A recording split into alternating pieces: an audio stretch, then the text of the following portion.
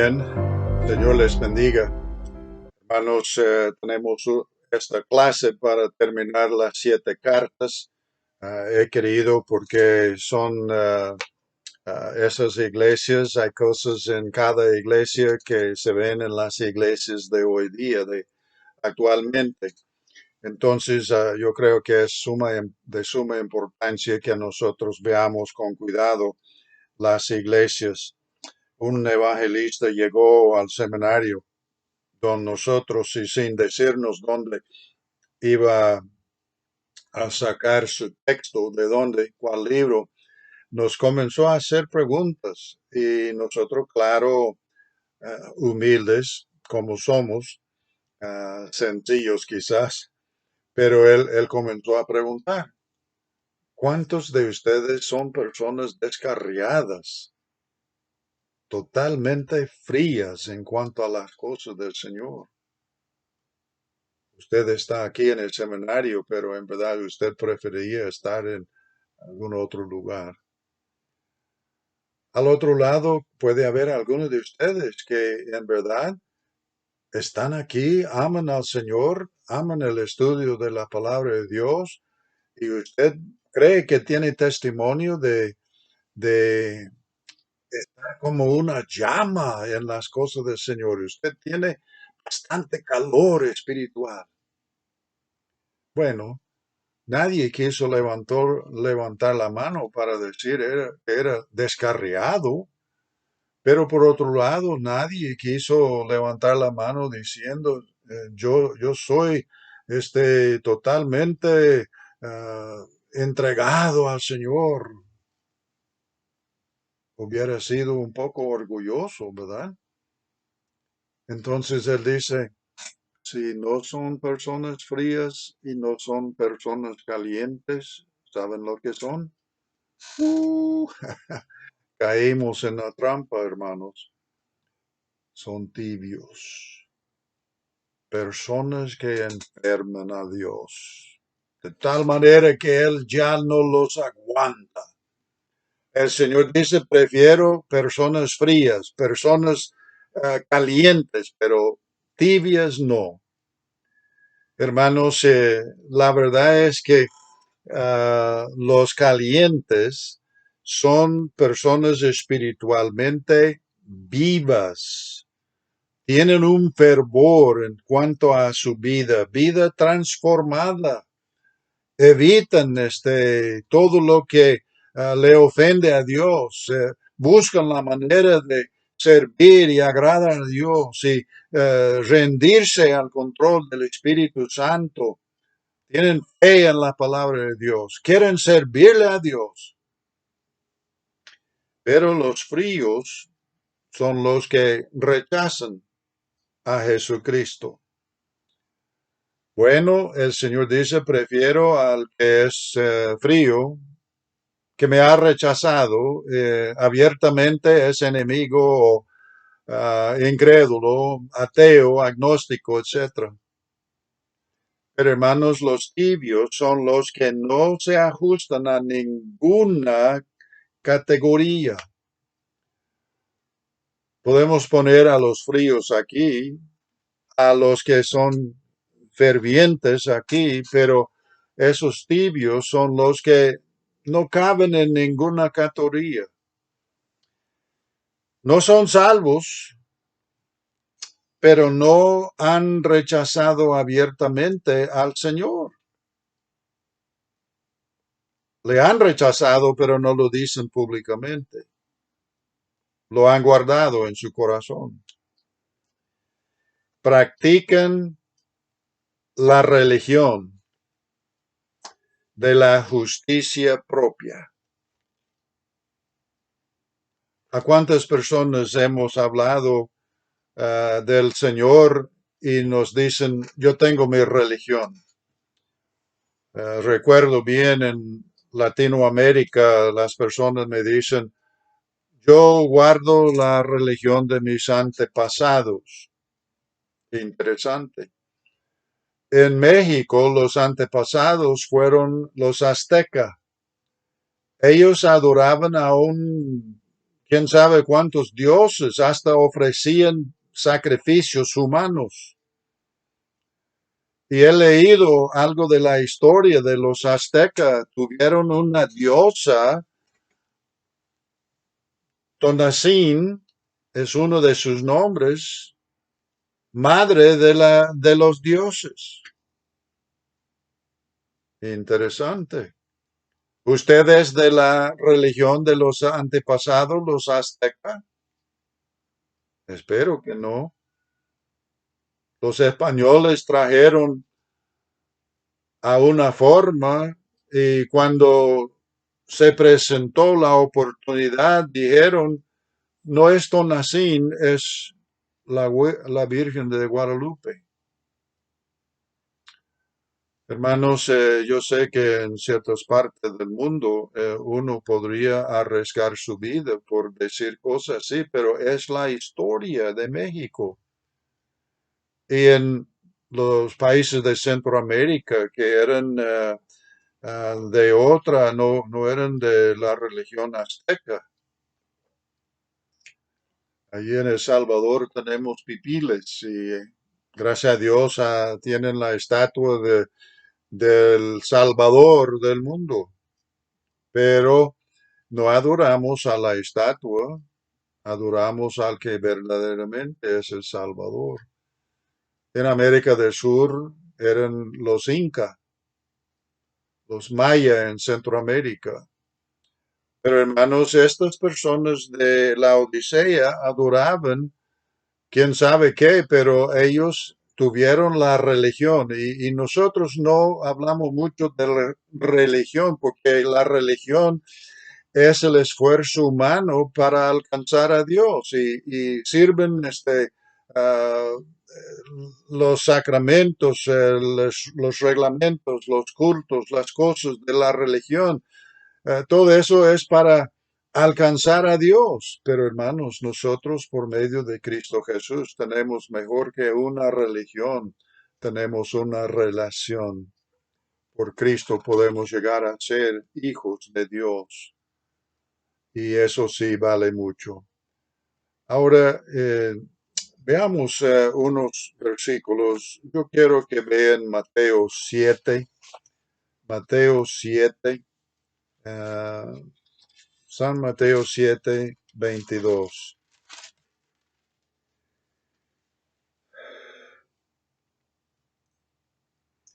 Dice el versículo 20.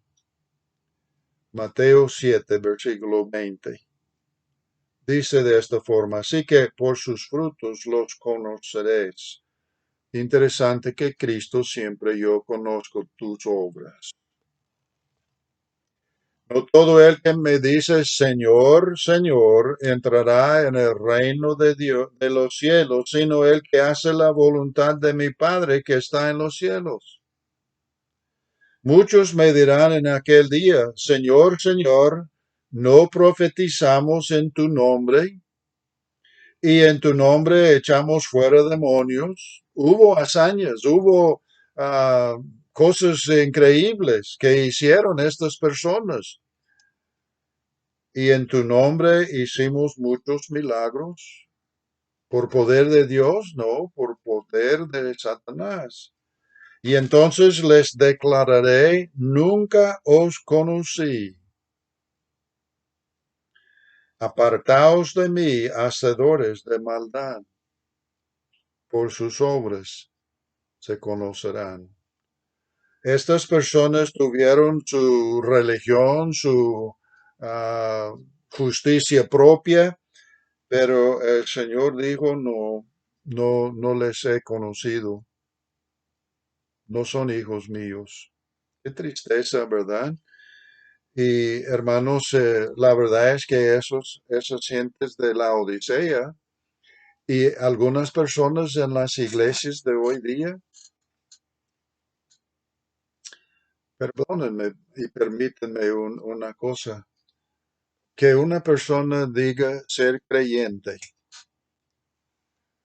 pero habla groserías, usa el lenguaje del mundo, ¿qué hemos de creer? aman a Cristo en verdad?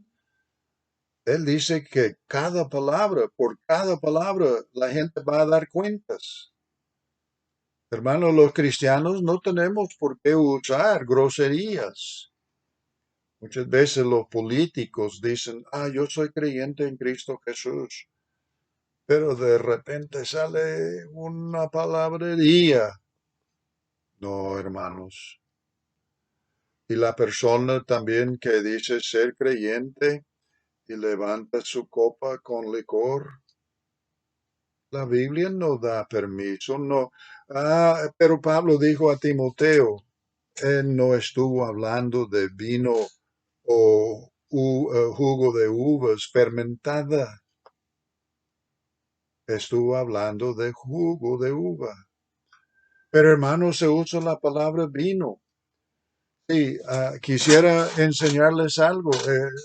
Aquí hablando de estas personas, es difícil alcanzar esta gente porque dicen, yo adoro a Jesús. Entienden una cosa conmigo. ¿Alguno de ustedes tiene un carro? ¿O alguien tiene un pickup? Una troca, como dicen en México. ¿Alguien tiene un van, hermanos? ¿Alguien tiene avioneta? ¿Alguien tiene una moto? Todo esto son vehículos. La palabra vehículo es una palabra que llamamos genérica. Podemos decir yo tengo un vehículo, pero hay que definir si es un carro, es un van, es un pickup, es un bus, ¿qué es un avión? ¿Es una moto? ¿Qué es? La palabra vino en la Biblia es una palabra genérica también. Se usa a veces la palabra vino para jugo, otras veces para una bebida alcohólica. Lo que hay que hacer es definir. Vino que es solo jugo es lo que tomaron en la boda de Caná, es lo que se debe tomar en la cena del Señor, es jugo de uva no fermentado. El vino fermentado, hermanos, es prohibido para el sumo sacerdote. Cristo no hubiera dado vino alcohólico a los asistentes de la boda de Caná. Él no hubiera dado una bebida para emborrachar más a borrachos, etcétera, etcétera. No es un estudio que tenemos que hacer ahorita. Pero hermanos, la razón por qué es tan difícil alcanzar las personas como las personas tibias de la Odisea es que ellos tienen su fe, su religión, pero tienen mucha confianza en su propia justicia.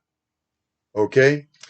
Quiero pedirles que vayan a Mateo 21:31. Mateo 31. Mateo 21:31. Mateo 21:31. Él está hablando aquí de dos personas. Versículo 28, un hombre tenía dos hijos y él los describe y su manera, etcétera.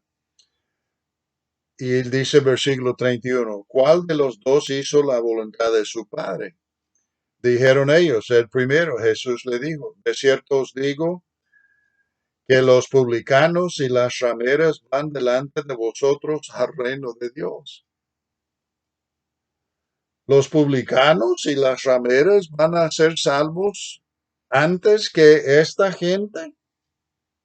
Sí, hermanos, la verdad es que la gente como los publicanos, los pecadores y las rameras, ellos no finquen, no dan la impresión de que son algo que no son. Se arrepienten y confiesan a Cristo como Salvador personal. Estos fueron falsos cristianos, los de la Odisea. Hermanos, Cristo los reprendió por su valoración equivocado que tenía de sí mismo, porque tú dices, dice él, así dice en cuanto a los escribas y los fariseos, ellos se engañaban, ellos tenían un paso, o mejor dicho, un poco, tenían en poco a las personas sencillas. Recuerden que hablando de gnósticos, ellos, yo soy algo que ustedes no son. Bueno, hermanos, yo admito que soy un pecador, merecedor de las llamas del infierno, pero Dios me amó y mandó a Cristo sin que hubiera mérito en mí y me puse a su disposición, le pedí perdón que me salvara y me salvó, porque él dice que salva a los que invoquen su nombre. Ellos tenían un poco, en poco, a las personas sencillas y que aceptaban la enseñanza bíblica. Y hay personas que creen que nosotros creemos cuentos de hadas. No, hermanos, la Biblia no es cuento, la Biblia es la verdad. Cristo les ofrece misericordia. Él menciona a las tres industrias. ¿Cuáles fueron? Vamos a ver. Dice versículo 17. Tú dices, yo soy rico. Por ser rico yo creo que estoy bien. Pero hay creyentes que se creen ricos y dice, y me he enriquecido y de ninguna cosa tengo necesidad. ¿Cuántas iglesias miran sus capillas y sus propiedades y sus presupuestos y todo y dicen, ¿qué necesitamos nosotros? Hermanos, lo que hace falta es el poder de Dios. Lo que hace falta es la predicación, la enseñanza, la presentación verídica de la palabra de Dios y el Señor Jesucristo en el poder del Espíritu Santo. Pero hay iglesias que pueden funcionar sin el Espíritu Santo. No sé quién es más difícil de alcanzar, los que ignoran totalmente al Espíritu Santo o los que sí reconocen al Espíritu Santo, pero han torcido la enseñanza bíblica en cuanto a su persona y sus obras. Bueno, el versículo 18.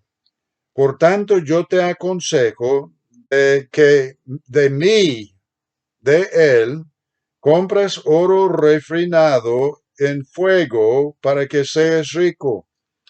Hubo, hermanos, bastante oro para minar o para recoger cerca del río, cerca de la Odisea. Entonces ellos probablemente pensaron, nosotros somos ricos, tenemos todo ese oro. Pero el Señor menciona eso. Las finanzas de ellos fueron un centro de finanzas, entonces a base del oro quizás. Pero hermanos, la primera industria, pero vamos aquí donde Pedro menciona algo. Primera de Pedro, capítulo 1, versículo 7. Primera de Pedro 7. Para que sometida a prueba vuestra fe, mucho más preciosa que el oro, la fe vale más que el oro. Tener mucho oro no quiere decir que uno es salvo, el cual, aunque perecedero, se prueba con fuego, sea hallado en alabanza, gloria y honra cuando sea manifestado Jesucristo. Hermanos, ellos dijeron, nosotros somos ricos. Cristo dijo, mejor comprar de mí oro refinado en fuego para que seas rico en verdad. Esta iglesia no era rica, aunque quizás tuvo finanzas y oro. Luego, la segunda cosa menciona él es vestiduras blancas. En esos lugares muchas veces usaron la púrpura o una tinta negra y se vendía la lana de así de color. Pero él dice lo que vale es tener vestidos o vestiduras blancas. También para vestirte y que no seas descubierta o sí, para que no se descubra la vergüenza de tu desnudez. La justicia de nosotros, que es justicia propia, hermanos, no sirve. Es como los trapos de inmundicia. Mejor tenemos que aceptar la justicia que Cristo ofrece a base de su sacrificio. Y hermanos, sin Cristo, el individuo espiritualmente está desnudo.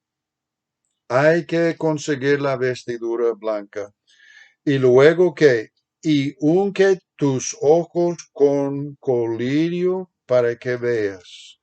Eso fue la tercera industria de la Odisea. Las finanzas, la lana y el colirio, hermanos.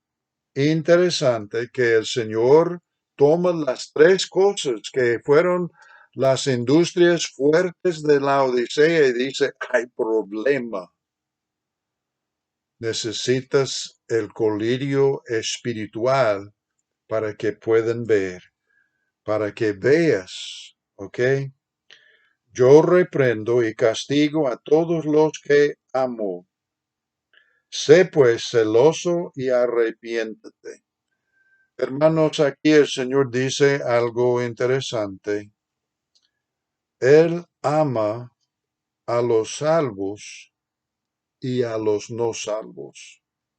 Porque de tal manera amó Dios al mundo entero. Hermanos, nosotros debemos con amor y compasión y gentileza amar a la gente que nos ha rechazado, a la gente que ha rechazado al Señor para observar sus tradiciones, etcétera, porque Cristo los ama y la gente necesita oír que Dios les ama.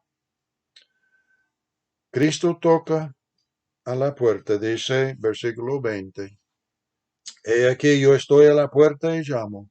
Si alguno oye mi voz y abre la puerta, entraré a él y cenaré con él y él conmigo.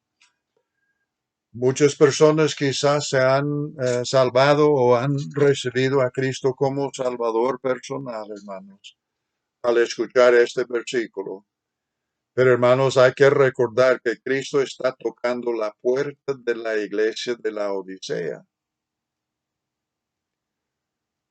La iglesia le tiene afuera. Hermanos, debemos abrir nuestras vidas e invitar a Cristo a entrar. Debemos tener las puertas de nuestra iglesia abiertas para que Cristo también tenga ambiente, lugar donde obrar para salvar la gente y dar crecimiento a los recién convertidos y los que ya tenemos años de ser convertidos. Pero hermanos, Él promete, Él dice, estoy a la puerta. Personalmente, Él quiere entrar en la iglesia y también en nuestras vidas. Pero hermanos, en realidad yo creo que la interpretación específica es que el Señor quiere entrar al individuo, pero Él quiere entrar en nuestra vida para tener compañerismo con nosotros, porque Él dice, cenaré con Él y Él conmigo. Esta es la comunión con el Señor. Él anhela esto, hermanos. Ahora, nosotros también debemos reconocer que Dios quiere salvar al inconverso. Antes de Apocalipsis está Judas. Versículo 23. Bueno, versículo 22, hermanos. No, veamos versículo 20. Pero vosotros, amados, edificándoos sobre vuestra santísima fe, orando en el Espíritu Santo, conservaos en el amor de Dios. Hermanos, Él murió por el inconverso que le ha criticado a usted, que ha rechazado el folleto. Él murió por ellos también. Y dice a algunos, bueno, conservaos en el amor de Dios, esperando la misericordia de nuestro Señor Jesucristo para vida eterna. A algunos que duden, convencedlos. Hermanos, debemos convencer a los incrédulos si es posible, pero hermanos, debemos no usar la psicología, la ciencia, etcétera, tanto. Debemos usar la palabra de Dios, testificar usando la escritura. Dice, hay que convencerlos. Debemos prepararnos la mente, el corazón para hacer eso. Pero dice a otros, salvad arrebatándolos del fuego.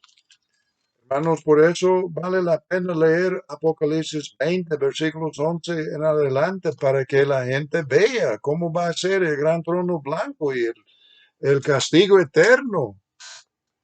Pero el Señor dice, y otros tened misericordia con temor, aborreciendo aún la ropa contaminada por su carne.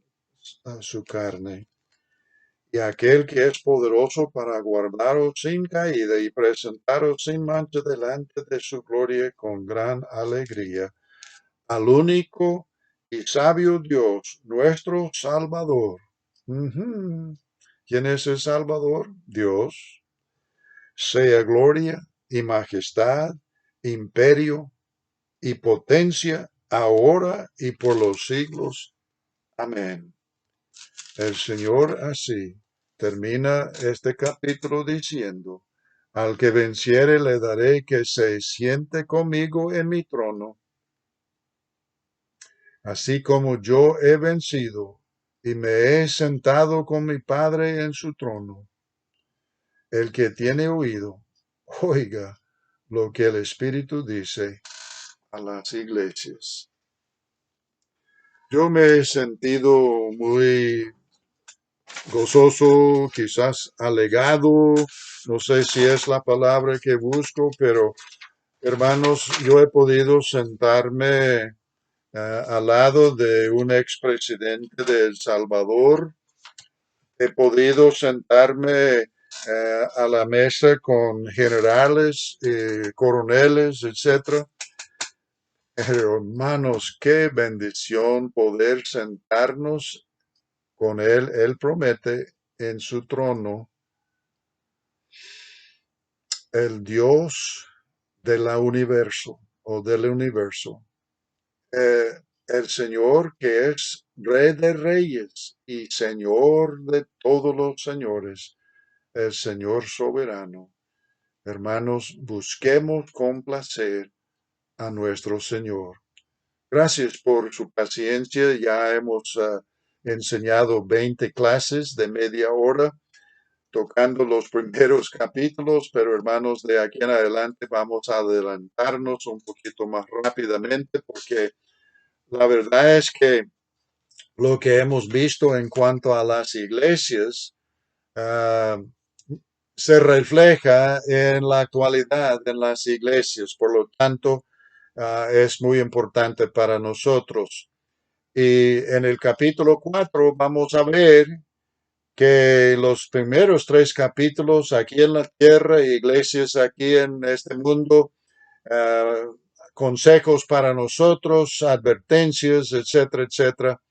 Pero en el capítulo 4 ya el escenario cambia del mundo al cielo. ¿Y por qué es eso? Es porque después de los 3 capítulos primeros, el arrebatamiento, vamos a estar en el cielo. Cuando se acabe la época, la dispensación de la iglesia, vamos a irnos de este mundo, vamos a ser arrebatados para estar en el cielo con el Señor. Y las cosas que van a suceder allí son netamente del futuro. ¿Ok? El Señor les bendiga y gracias por sus esfuerzos.